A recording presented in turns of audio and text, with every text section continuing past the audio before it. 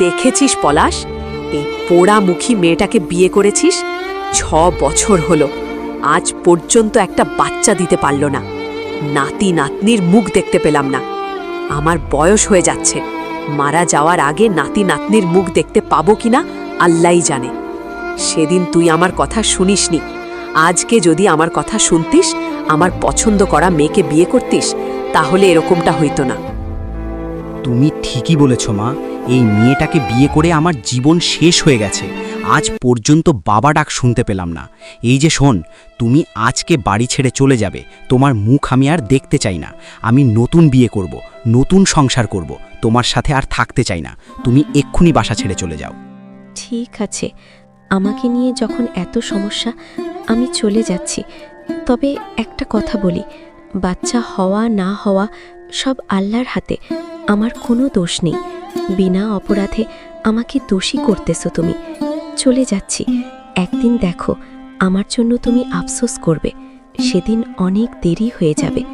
আসি তাহলে। যে গ্রামের মানুষ ভালোবাসে না, অবহেলা করে, সেই গ্রামে আর থাকব না। আমি অনেক দূরে গ্রামে চলে যাব, যেখানে আমাকে কেউ চেনে না। ও বাবা, অনেক হাঁটাহাঁটি করেছি, আর পারছি না। হেঁটে হেঁটে অনেক দূর চলে এসেছি। এটা তো মনে হচ্ছে নতুন আর একটি গ্রাম।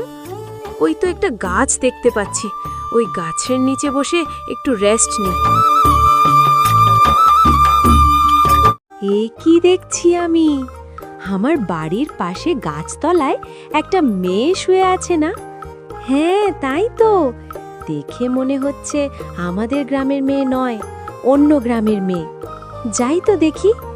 ও মেয়ে, শুনছো? নাম কি তোমার? কোথায় থাকো? আমাদের গ্রামে তো এর আগে কখনো দেখিনি তোমাকে। দেখে বড়লোক ঘরের মেয়ে মনে হচ্ছে। তুমি ঠিকই ধরেছ, আমি অন্য গ্রামের বড় ঘরের মেয়ে। আমার স্বামী শাশুড়ি আমাকে তাড়িয়ে দিয়েছে। আমার বিয়ে হয়েছে 6 বছর, কিন্তু আমার কোনো বাচ্চা হয়নি। এই জন্য আমি এখানে চলে এসেছি। তোমাদের গ্রামে আমাকে একটু থাকতে দিবে? আমার এখন যাওয়ার কোনো জায়গা নেই। তোমার কথা শুনে খুব খারাপ লাগলো বোন। তুমি চিন্তা করো না, আমি তোমার পাশে আছি। তোমার যতদিন ইচ্ছা আমাদের গ্রামে থাকতে পারো। ওই তো আমার বাড়ি, চলো আমার বাড়ি নিয়ে যাই।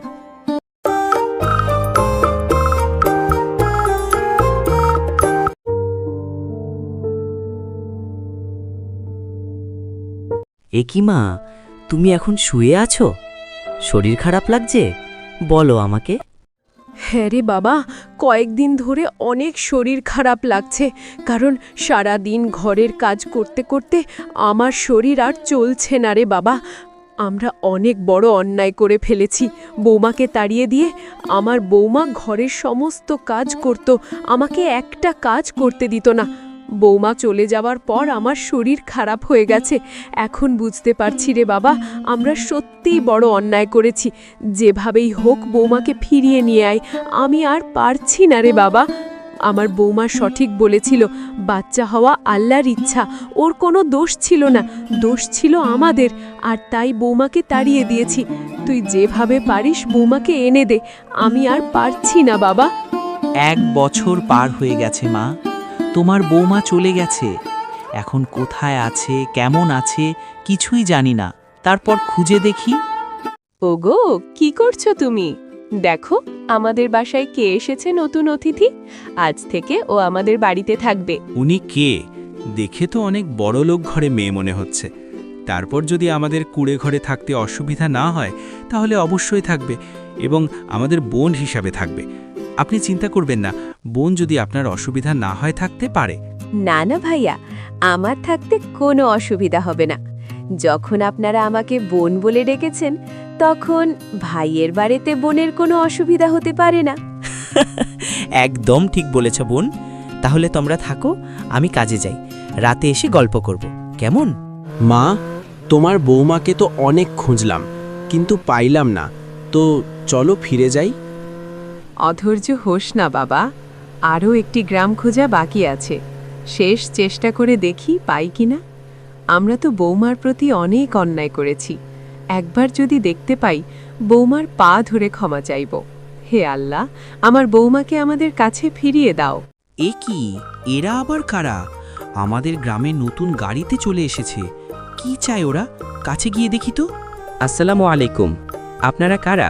কোথা থেকে এসেছেন? আপনাদেরকে দেখে নতুন মনে হচ্ছে। হ্যাঁ, আমরা নতুন এসেছি। আচ্ছা, আপনি শিউলি নামে একটা মেয়েকে চেনেন? আজ 1 বছর আগে বাড়ি ছেড়ে চলে এসেছিল। তাকে আমরা খুঁজতেছি। সুন্দর দেখতে, গা ভর্তি গহনা ছিল। হ্যাঁ, এরকম একটা মেয়েকে আমি চিনি। ওনার বাচ্চা হয়নি বলে ওনার স্বামী শাশুড়ি বাড়ি থেকে তাড়িয়ে দিয়েছে। উনি আমাদের বাসাতেই আছে, আমাদের সাথে থাকে। তাই নাকি ভাই? আসলে আমি ওর স্বামী আর উনি শাশুড়ি। আমাকে একটু নিয়ে চলুন না ভাই। এ কি পলাশ, শাশুড়ি আম্মা, আপনারা আমার খোঁজ পেলেন কোথা থেকে? আর আপনারা এসছেন কেন? বৌমা, তোমাকে অনেক খুঁজতে খুঁজতে এখানে চলে এসেছি। আমরা আমাদের ভুল বুঝতে পেরেছি, তাই তোমার কাছে ক্ষমা চাচ্ছি, কারণ তোমার ওপর আমরা অন্যায় করেছি। তুমি ঠিকই বলেছিলে বৌমা, বাচ্চা হওয়া আল্লাহর হাতে।